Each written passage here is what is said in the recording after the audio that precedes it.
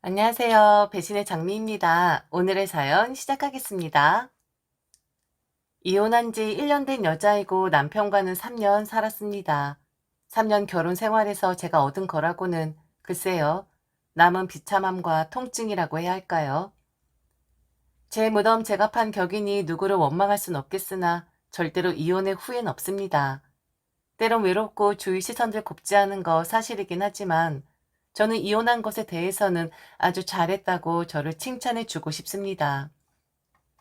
이혼 예찬론자처럼 말하는 것 같아 제발 저린 것 같긴 하지만 그래도 저는 지금 제 생활에 만족해하고 있고 비참함을 안겨준 결혼 생활이었지만 그래도 좋았었던 기억들을 최대치로 이끌어 그때도 제 인생이었을 테니 제 삶을 낭비한 때로 남겨두지 않으려 노력을 하고 있습니다. 서론이 조금 길었네요. 그럼 제가 왜 이혼을 했었는지, 그리고 왜 제 결혼 생활이 비참할 수밖에 없었는지, 그리고 왜 제가 제 무덤을 팠었는지에 대해 이야기를 들려드리겠습니다. 핸들 꽉 잡으세요. 속 터지는 일도 많으실 수도 있고, 과하게 시원하실 수도 있으니까요. 제 결혼 생활은 마치 롤러코스터 같이 가열차기도 하고, 위험하기도 하고, 시원하기도 했었거든요. 제 결혼은 첫 단추부터 사실 잘못 끼워지긴 했습니다. 사랑의 눈이 돌아서 앞뒤 재지 못했었고 다 제가 포용할 수 있을 거라 자만했었죠. 결혼하려고 남편을 부모님께 소개해드렸을 때 남편은 괜찮으나 저의 부모님은 남편의 배경을 마음에 들어하지 않으셨습니다. 왜냐면 남편의 출생을 들여다보면 좀 불안한 구색이 있는 사람이었거든요. 남편은 쉽게 말해서 첩이라고 하면 너무 상스러울까요? 암튼 그렇게 태어난 사람이었습니다. 남편의 친부와 시어머니께서 정을 통해서 남편을 낳으셨는데 이미 그 당시 친부는 유부남이었었고요. 부끄러운 일일 수도 있고 떳떳하지 못한 것일 수도 있지만 그래도 그 불안정한 출생이 남편의 탓은 아니잖아요. 저는 문제 삼고 싶지 않았지만 제 부모님의 생각은 좀 달랐습니다. 모름지기 법도라는 것이 있는 법인데 그런 집안과 사돈을 맺는 것에 대해 반길 수가 없다라는 입장이셨죠. 이미 머리 큰 딸을 상대로 강력하게 반대를 하고 드실 수는 없었지만 불편한 기세의 남편 앞에서도 잔뜩 보이시긴 했습니다. 저희 부모님이 그렇게 예의가 없으신 분들이 아니었었는데 암튼 부모님에게는 감이라는 게 있었나 봅니다. 이 결혼 안 했으면 한다는, 내 딸이 저 집안의 며느리가 되면 행복하지 않을 것이라는, 그런데 그런 걱정 기우들 제 눈엔 보일 리 없었고 저는 오히려 저희 부모님을 비난했습니다. 색안경을 끼고 사람 볼 줄 몰랐었는데 어쩔 수 없이 그러는 것이냐고 오히려 제가 부모님을 몰아세웠었네요. 그런데 한 가지 더 말씀을 드리면 지금 제 이야기를 듣고 있는 여러분들 아마 제가 앞에 있으면 뒤통수를 한 대 때리고 싶을 만큼 네가 부모 말 안 듣다가 네 인생 똥바가지에 빠뜨렸구나 싶으실 겁니다. 남편의 출생 외에 남편에게는 여동생이 하나 있는데 제게는 시누이가 되겠죠. 이 시누이는 남편의 친부와는 아예 상관이 없는 출생이라는 점이었습니다. 남편도 모르는 것인지 아니면 모른 척을 하는 건지 딱 제게 친부가 다르다라는 말만 하고 더 이상 깊게 말을 하진 않더라고요. 그들의 속 사정이었으니 파고들 수도 없었고 그리고 말 못할 사정이 있겠거니 했네요. 암튼 좀 복잡하죠? 시어머니 연애사가 복잡하다고 해야 하는 건지 암튼 이런 집안이었습니다. 여러분들 같았어도 반대하셨겠죠? 그래도 그땐 저는 몰랐다는 겁니다. 똥인지 된장인지 찍어봐야 맛을 아는 바보 멍텅구리였었으니까요.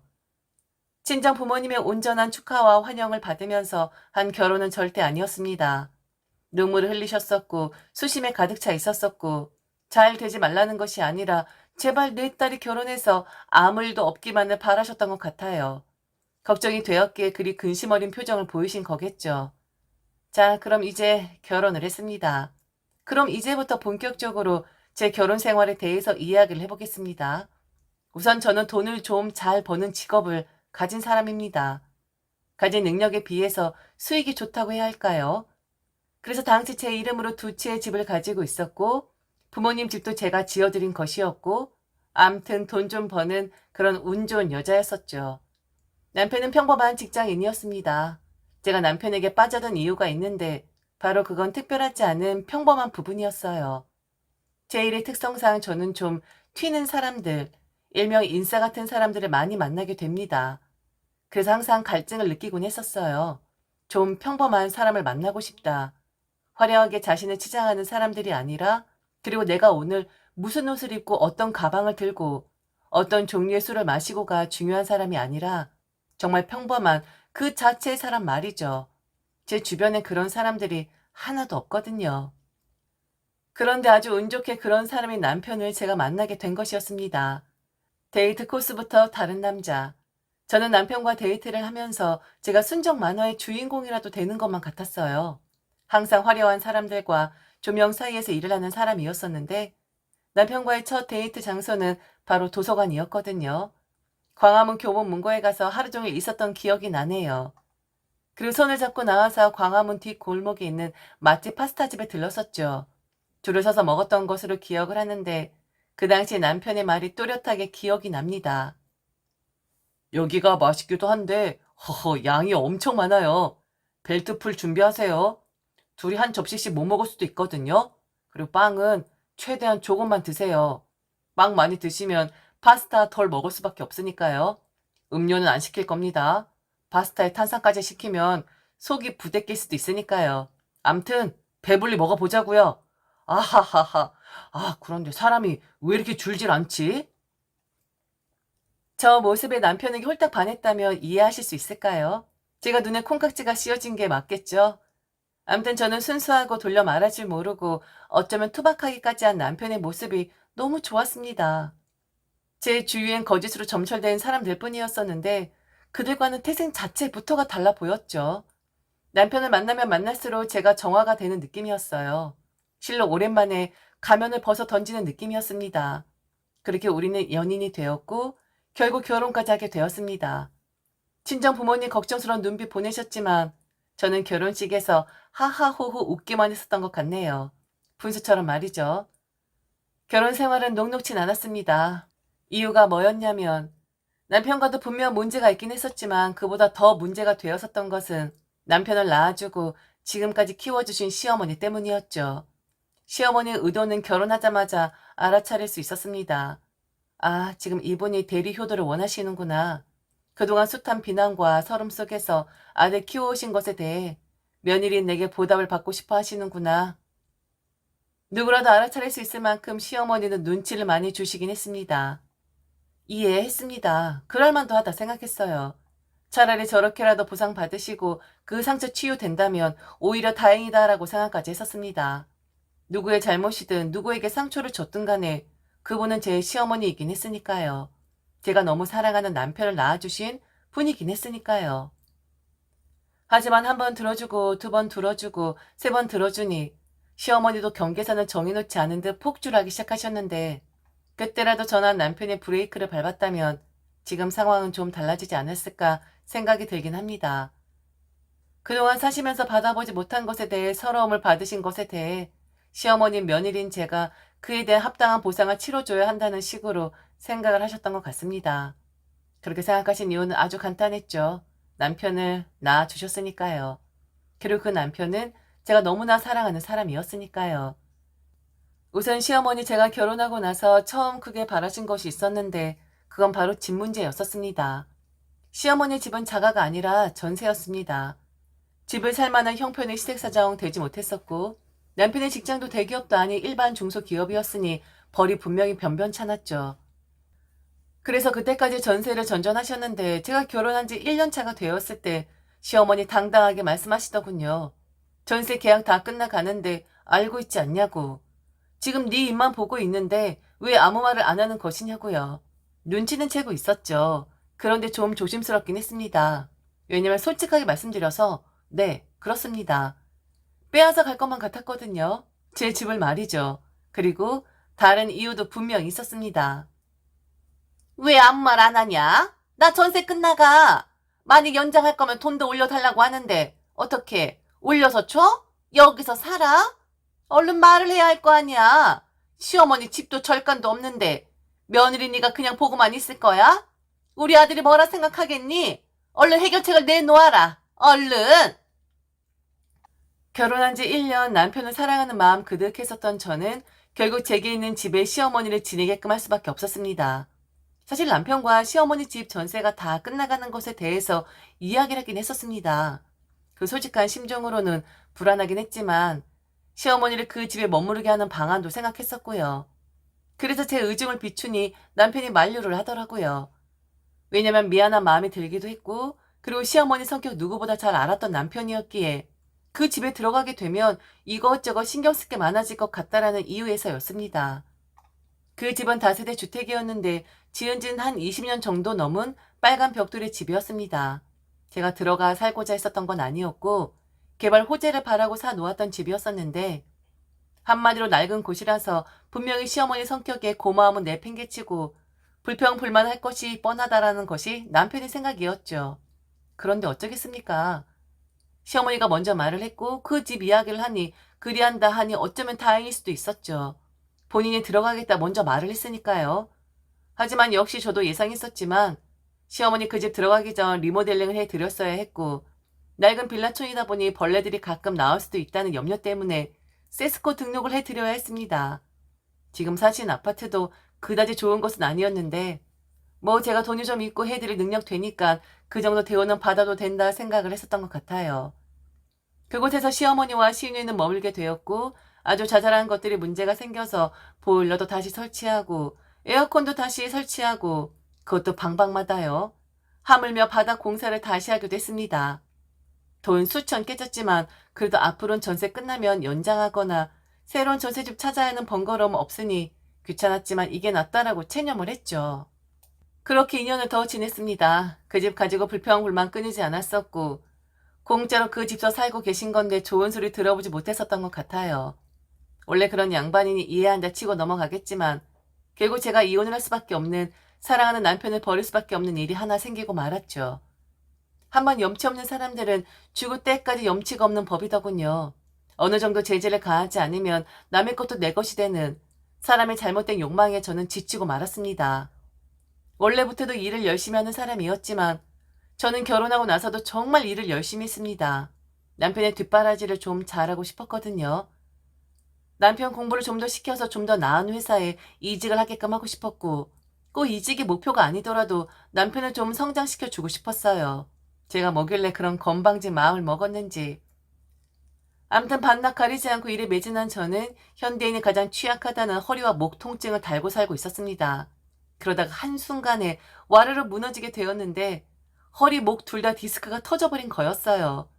무리가 된다, 통증이 좀 심하다라고 느껴지긴 했었는데 이 일만 끝내놓고 그리고 꼭 좀 쉬어야지 했었는데 그게 하루 이틀 연장이 되다 보니 3년이 되었던 거였습니다.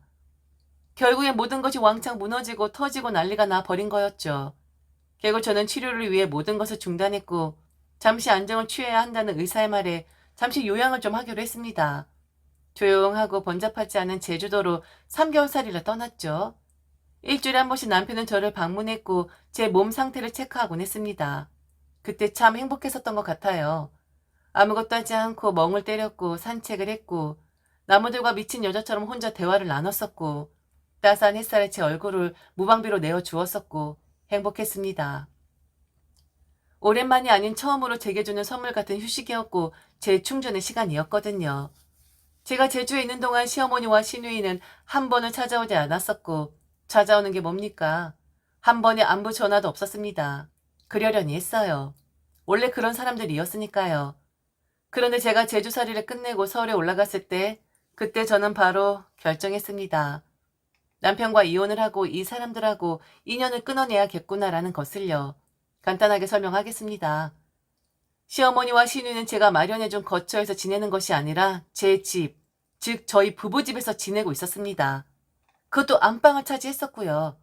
제가 올라간다는 소식 분명히 들었을 텐데도 아랑곳하지 않고 아주 뻔뻔하게 뭐 어쩔 거냐라는 식으로 대응을 하더군요. 제가 마련해준 그 집이 너무 불편하다는 거였습니다. 그리고 제가 없는 동안 이 집에서 지내보니까 이 집이 자기들과 더 맞는 것 같다면서 그냥 여기서 살겠다라는 말을 하더군요. 자기들 집인 것 같았습니다. 놀라워하는 제가 오히려 남의 집에 무단으로 침입을 한 것 같은 모양새였었죠. 바보 같은 남편은 기센 시어머니와 시누에게 눌려서 저보고 그러더군요. 우리가 그 집으로 들어가자고요. 거기 리모델링도 다 해놓았고 둘이 살기 좋지 않냐고. 가서 좀 더 요양한다 셈치고 좋은 마음으로 들어가자고 하는 겁니다. 그 말에 시어머니 시누이 다 맞장구를 쳤었고요. 오랫동안 쉬면서 저는 저 혼자만의 시간을 가졌었고 그러면서 많은 생각들을 좀 했었습니다. 내 결혼, 생활에 대해서, 내 일에 대해서, 나의 삶에 대해서 말이죠. 서울에 올라가면 정리할 건 좀 정리를 하고 벌려놓은 것이 있으면 좀 정리를 해야겠다 싶었어요. 그리고 시어머니와 시누이 생각도 많이 했었습니다. 그들도 이제는 조금 정리를 해야겠다고 내게 보상받고 싶어하는 마음 잘 알지만 내 몸이 망가져가는 이 마당에 그들의 요구사항 쳐낼 건 좀 쳐내야지 하고 마음 먹었었습니다. 그런데 올라오자마자 저런 말도 안 되는 꼴을 보여주더군요. 그리고 그들의 입에서 나오는 말은 더 기가 막혔었고요. 네 시누이 결혼할 거야. 그 집은 니들이 들어가고 시누이랑 우리 사이가 여기 들어와 살 거다. 니들은 3년 지났으면 이제 신혼 아니잖아. 우리 딸이 신혼이지. 이미 네 짐도 다 쌓아놓았어. 사실 저거 3개월 되었다. 그리고 조금씩 그 집에 옮겨놓기도 했으니까 짐 옮길 것도 별로 없을 거야. 그러게 언니. 왜 집을 비게 둬요? 당연히 우리가 들어와 있을 거라 생각 못했어요? 어차피 언니는 돈 잘 버니까 이런 집 또 살 수 있잖아요. 요양 잘했으면 이제 돈 벌어야죠. 그리고 저 결혼할 때 1억만 해주세요. 그 정도 능력 되는 사람이잖아요. 거짓말 같으신가요? 아니요. 정말입니다. 제 면상에 대고 시어머니 시누이란 사람은 저렇게 말을 했어요.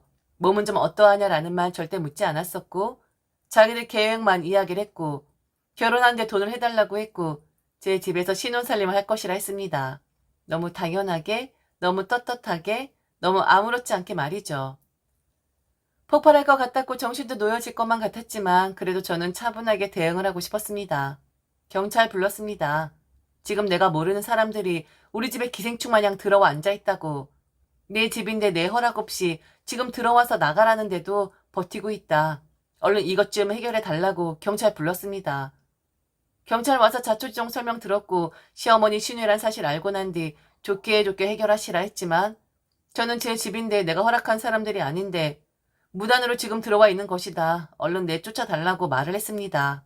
결국 시어머니 시누이 내쫓길 수밖에 없었고요.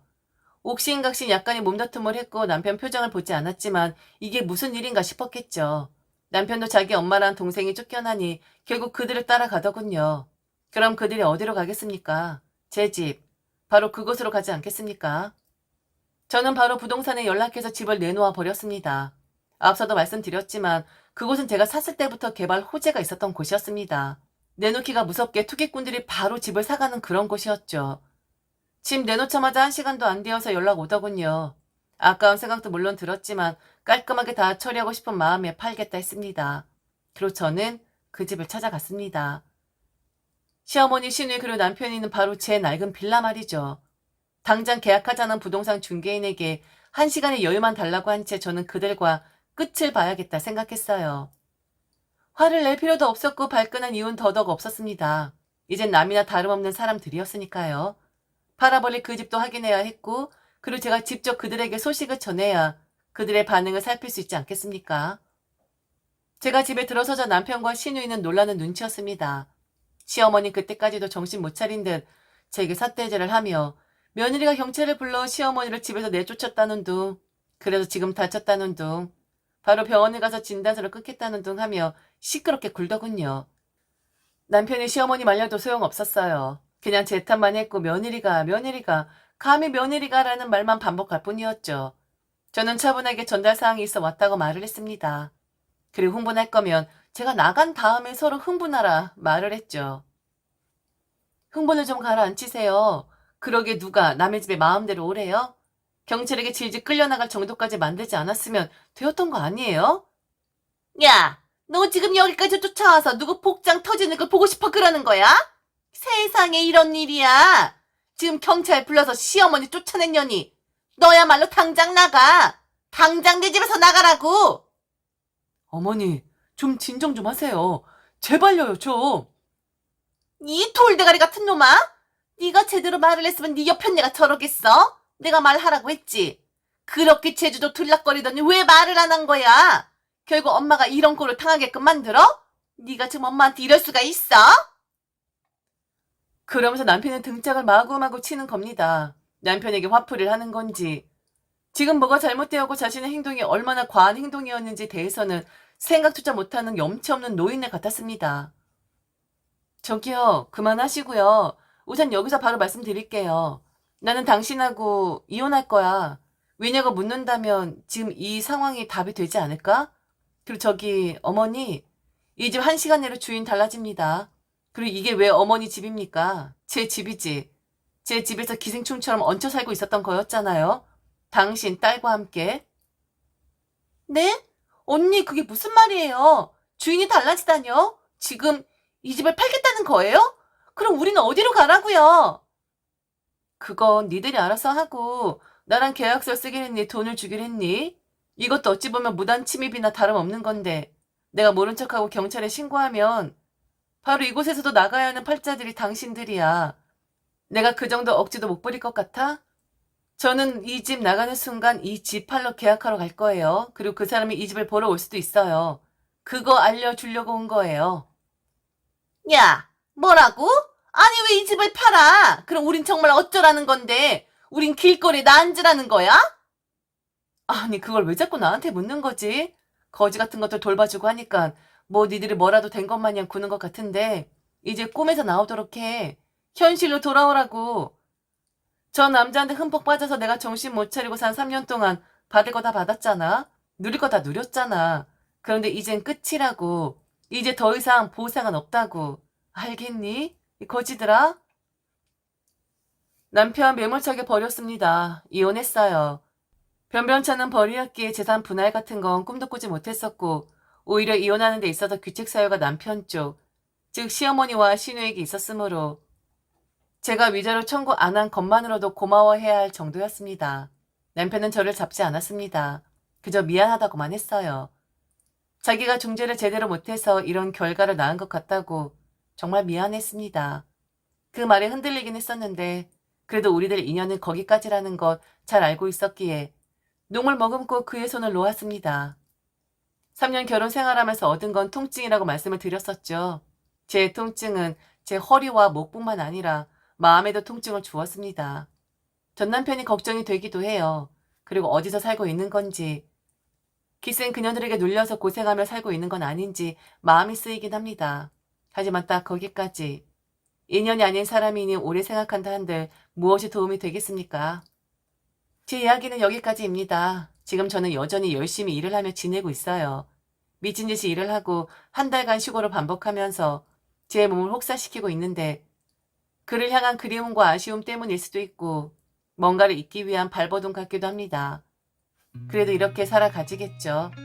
그리고 언젠간 발버둥 치지 않는 그런 날이 오긴 하겠죠. 제주에서 만끽했던 그 따스한 햇살처럼 말이죠. 얼른 그런 날이 제게도 좀 찾아왔으면 좋겠습니다. 지금까지 들어주셔서 진심으로 감사합니다. 이상 배신의 장미였습니다.